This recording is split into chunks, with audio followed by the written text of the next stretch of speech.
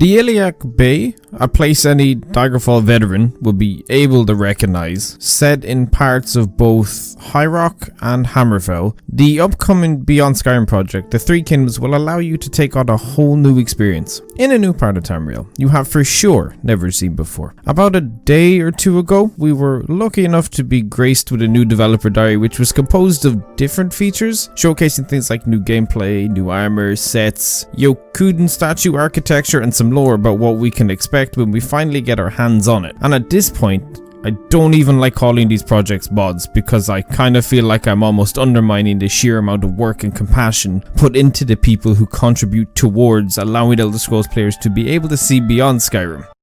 Do you see what I did there?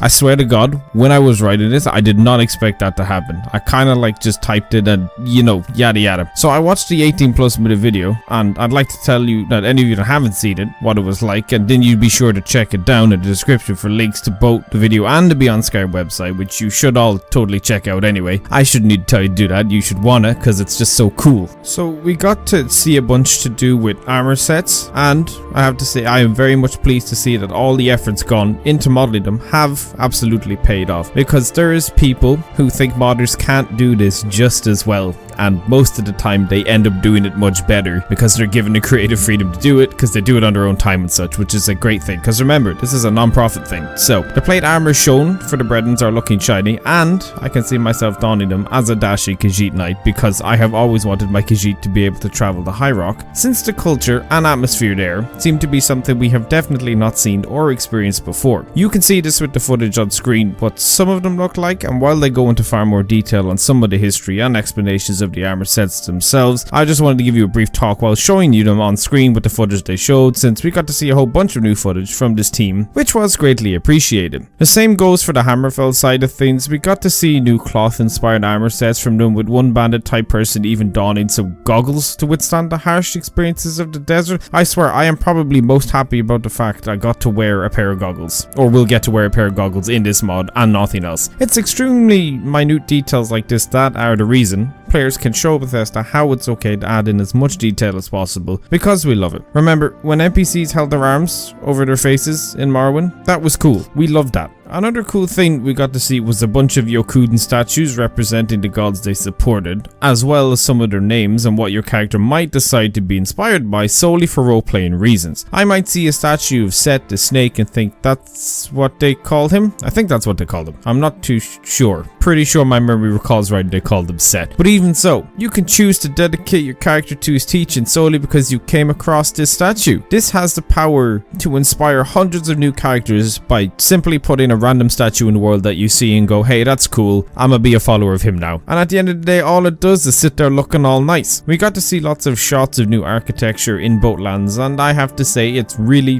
never ever ceases to amaze me what modders can do with the level design in this game. You just never expect some of the stuff they produce to be a reality, and I am overly excited to be able to take shots of the landscapes and new buildings and new statues and new armors and use them to represent lore or facts or something. Stuff like this is the reason the Elder Scrolls community will get to come together over and over again. It's kind of more raw emotion than, an episode of Hell's Kitchen. They showcased some landscape shots of the old city of Herne, I believe, and they also showed a bit of the city of Johanna in these shots too. They did this when discussing the history and lore side of things, but I will leave all of that for them to explain to you when you click on their video, because by golly gosh, if you are still paying attention at this point, then you 100% will go and support these guys out by seeing what they have done with this stuff. They really do deserve it. The big thing that came out of this whole video definitely had to be the nearly 10 minutes of new gameplay we got to see. Imagine going from when they announced it was merely in existence to now we finally get to see some gameplay. And like true Bethesda Game Studios quality, the gameplay is looking as sharp and good as ever. The player seems to be using a new sword from the mod. I'm pretty sure I definitely don't recognize it from the base game, and some new enemies are faced like the return of goblins and some strange long scary creature that deserves its own creepypasta in my opinion. From the start to the end of the dungeon or place, whatever it is, the new styles of the area are helping shape up these new dungeons to be unique and something we've not seen before, and let's not forget the heroic goblin that decided to save you by shooting its fellow goblin companion right in the head. I can imagine when they recorded the demo gameplay for this, it was something they were just so happy to happen to them because it's not something you can plan. The music you hear playing in combat, when you're just walking, when you're outside, it's all fresh and soothing to the environment you explore, and I'm probably going to spend another few hundred hours listening to the soundtracks when they release because there seems to be too many hidden musical artists out there that we just don't know about, and these modding projects are thankfully allowing some of their work to be shown to the public.